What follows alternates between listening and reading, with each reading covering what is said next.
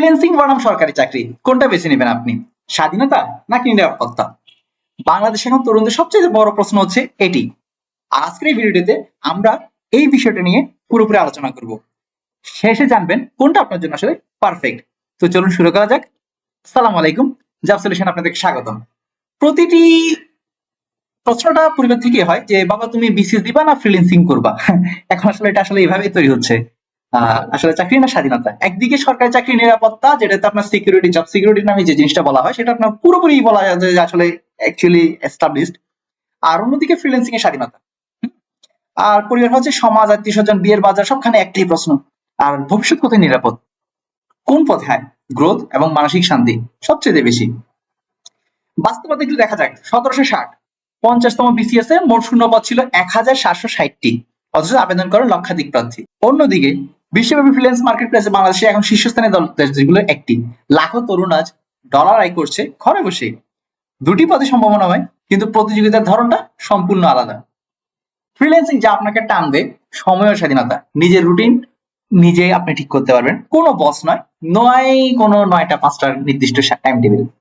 আয়ের কোনো সীমা নেই, স্কিল যত আপনার ভালো হবে ইনকাম তত বেশি, বেতন স্কিলে কোনো বাঁধন নেই। বিশ্ববাজারের কাজ, হ্যাঁ, সবচাইতে ইন্টারেস্টিং বিষয় হচ্ছে এই জায়গাটাতে যে বিশ্ববাজারের কাজ, এবং আপনি যখন ঘুমিয়ে থাকতেছেন তখন আপনার কাজ চলতেছে। হ্যাঁ, এটা সম্ভব, একদম সিম্পলি সম্ভব। আর আপনি এখানে ঘরে বসে এখন আমেরিকা, ইউরোপ, অস্ট্রেলিয়া যে কোনো ক্লায়েন্টের সাথে কাজ করতে পারেন, ডলার আয় করতে পারেন, তাদের সাথে কাজ করতে পারেন। আগে একটা সময় এরকম মনে করা হতো যে বাংলাদেশে আপনি সিসি কমপ্লিট করছেন, আপনি যদি আমেরিকা কোনো ইউরোপে কোনো একটা প্রতিষ্ঠানে বসে কাজ করেন তাহলে আপনি আসলে বিশাল একটা কিছু করতে পারছেন।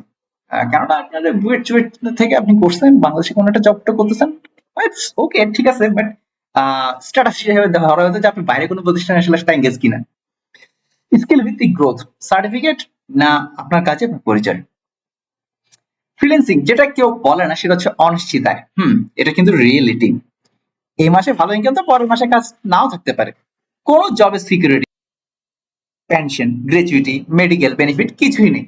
সবচেয়ে আসলে কঠিন একটা জিনিস আসলে কি নেই জানেন? এখানে কিন্তু ইমোশন বলে আসলে কিছু নেই। ইয়েস, শুরুটা কঠিন। প্রথম ক্লায়েন্ট, প্রথম রিভিউ পথে মাসের পর মাস সংগ্রাম করতে হয়। সামাজিক সংস্কৃতির একটা লড়াই তো আছে। তুমি আসলে কি করো এই প্রশ্নটা উত্তর দিতে আপনি ক্লান্ত হবেন। আর সরকারি চাকরিতে যেটা আপনাকে টানবে এখন খুব ইজিলি, সেটা হচ্ছে নিশ্চিত এবং স্থায়ী আয়। প্রতি মাসে নির্দিষ্ট তারিখে আপনার তার স্যালারিটা আপনার চলে আসতেছে, বছর শেষে ইনক্রিমেন্ট হচ্ছে, কোনো অনিশ্চয়তা নেই। পেনশন এবং অবসর সুবিধা, অবসরের পর আপনি নিয়মিত আয় নিশ্চয়তা, সুতরাং বুড়াবুড়ি হয়েও মোটামুটি ফ্যামিলিটা চালাই যাওয়া সম্ভব। আর পরিবারের জন্য একটা বড় ভরসা। সামাজিক মর্যাদার দিক দিয়ে চিন্তা করলে চাকরি করি কোথায়? সরকারি চাকরি, এটা একটা বিশাল ভাবসাবের ব্যাপার। আর বিয়ে বা পারিবারিক গ্রহণযোগ্যতার ক্ষেত্রে মানুষের প্রেক্ষাপটে সবচেয়ে নিরাপদ পাত্রপাত্রী হিসেবে দেখা হয় আপনি সরকারি চাকরি করেন কিনা। মানে সরকারি চাকরি করেন দিলে আপনার বাকি যা আছে ড্যামেজ পয়েন্ট সবকিছু বাদ। আর সরকারি চাকরি যেটা কেউ বলে না সেটা হচ্ছে প্রচন্ড প্রতিযোগিতা, হাজার হাজার প্রার্থীর বিপরীতে হাতে গোনা কিছু পদ, এবং বছরের পর বছর প্রস্তুতি। আরেকটি পয়েন্ট হচ্ছে আসলে সীমিত সিলিং, অর্থাৎ আপনার বেতন কাঠামোটা নির্দিষ্ট। আপনি যতই ভালো কাজ করুন না কেন বেতনটা পারবে আপনার নিয়ম মেনে। তার উপর রয়েছে পোস্টিং এবং বদলির চাপ। নিজের পছন্দ মতো জায়গায় পছন্দ মতো সময় থাকার কোনো নিশ্চয়তা নেই, যে কোনো সময় আপনাকে পোস্টিং দিবে, যে কোনো জায়গায় দিতে পারে। আরেকটি পয়েন্ট হচ্ছে ধীরগতি প্রমোশন সিস্টেম, সিনিয়রিটি এবং নিয়মের বেড়া জালে দ্রুত উন্নতির এখানে সুযোগ নেই বললেই চলে। আর পাশাপাশি আমরা যদি একটু তুলনা করতে যাই যে ফ্রিল্যান্সিং এবং সরকারি চাকরির মধ্যে, তাহলে আয় সম্ভাবনাটা হচ্ছে আসলে ফ্রিল্যান্সিং এর সীমাহীন। এটা স্কিলের উপর ডিপেন্ড করছে, আপনি আসলে কতটুকু আপনার স্কিলটাকে স্কেলেট করতে পারতেছেন। আর সরকারি চাকরির ক্ষেত্রে সেটা হচ্ছে নির্দিষ্ট এবং ধাপে ধাপে বৃদ্ধি। ফ্রিল্যান্সিং এর ক্ষেত্রে চাকরির নিরাপত্তাটা কম, নিজের দায়িত্বে আপনার উপরে ডিপেন্ড করতেছে সবকিছু। আর সরকারি চাকরিতে খুব বেশি আপনি আসলে চাকরির নিরাপত্তা পাচ্ছেন, রাষ্ট্রীয় একটা নিশ্চয়তা রয়েছে। ফ্রিল্যান্সিং এর ক্ষেত্রে কাজের স্বাধীনতা হচ্ছে আপনার সম্পূর্ণ স্বাধীন, আর সরকারি চাকরির ক্ষেত্রে নির্দিষ্ট অফিসের সময় রয়েছে। সামাজিক মর্যাদায় ফ্রিল্যান্সিং বাড়ছে, তবে এখনো প্রশ্নবিদ্ধ।